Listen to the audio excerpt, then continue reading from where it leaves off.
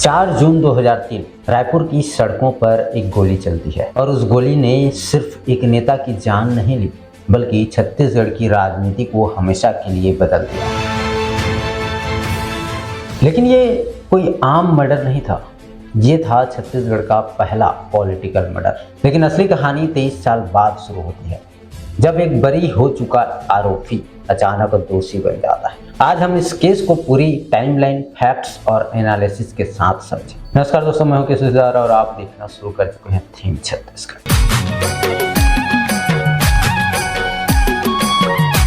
सबसे पहले ये समझ लेते हैं कि आखिर क्या है जग्गी हत्याकांड। दरअसल 4 जून 2003 को राजधानी रायपुर में एनसीपी नेता राम अवतार जग्गी की गोली मारकर हत्या कर दी गई थी। इस मामले में 31 लोगों को आरोपी बनाया गया था। बाद में 3 आरोपी सरकारी गवाह बन गए थे। कोर्ट ने इस मामले में अमित जोगी को छोड़कर बाकी 28 लोगों को सजा सुनाई थी। 31 मई 2007 को रायपुर की विशेष अदालत ने संदेह का लाभ देते हुए अमित जोगी को इस मामले से बरी कर दिया। इसके बाद राम अवतार जग्गी के बेटे सतीश जग्गी ने सुप्रीम कोर्ट में याचिका लगाई। सतीश जग्गी ने अमित जोगी को बरी करने का विरोध करते हुए याचिका लगाई थी। इस याचिका को सुप्रीम कोर्ट ने हाई कोर्ट भेज दिया था।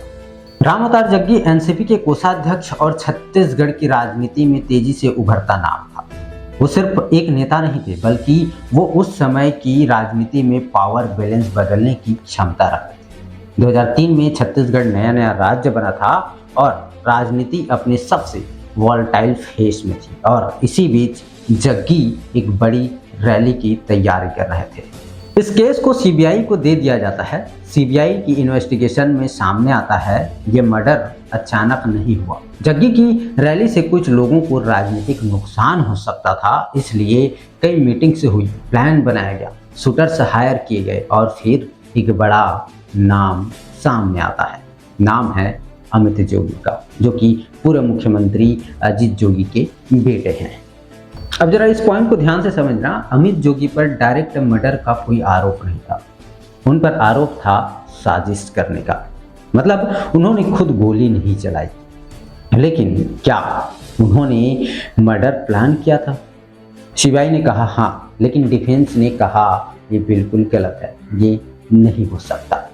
गवाह बदले, बयान भी बदले और केस कमजोर पड़ने लगा।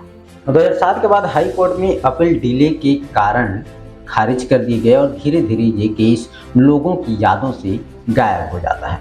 15 साल तक कोई हलचल नहीं, कोई नया एविडेंस नहीं। सबको लगता है मामला खत्म हो चुका है।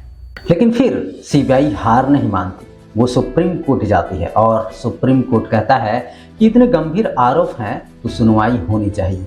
डिले माफ कर दिया जाता है, केस फिर से खुलता है और यही वो मोमेंट था जिसने पूरी कहानी बदल दी। छत्तीसगढ़ हाई कोर्ट 2007 का एक्विटल रद्द करता है। अमित जोगी को दोषी ठहराया गया, सरेंडर करने का आदेश दिया गया और एक बड़ी इंसान को दोषी बनाया जाता है। अब सबसे बड़ा सवाल यह है, ऐसा क्या बदला इन 23 सालों में? अगर सुप्रीम कोर्ट बीच में नहीं आता तो ये केस कभी रीओपन नहीं होता। 23 साल, एक जनरेशन गुजर गई, लेकिन जस्टिस आखिर मिला या नहीं, ये डिबेट अभी भी जारी है। लेकिन फैक्ट ये है कि हाई कोर्ट ने उम्र कैद की सजा सुनाई है, बट मामला अभी भी खत्म नहीं हुआ है। सुप्रीम कोर्ट का फैसला तय करेगा कि अमित जोगी दोषी रहेंगे या फिर बरी होंगे। तो ये थी जग्गी मर्डर केस की पूरी कहानी, एक ऐसा केस जिसने छत्तीसगढ़ की राजनीति को हिला दिया। अगर आपको ऐसे ही डीप इन्वेस्टिगेशन और रियल स्टोरी पसंद है तो हमारे चैनल को सब्सक्राइब करना। हम मिलते हैं आपको अगली किसी इनसाइड स्टोरी में, किसी ग्राउंड रिपोर्ट के साथ। तब तक के लिए नमस्कार, जय जोहार, जय छत्तीसगढ़।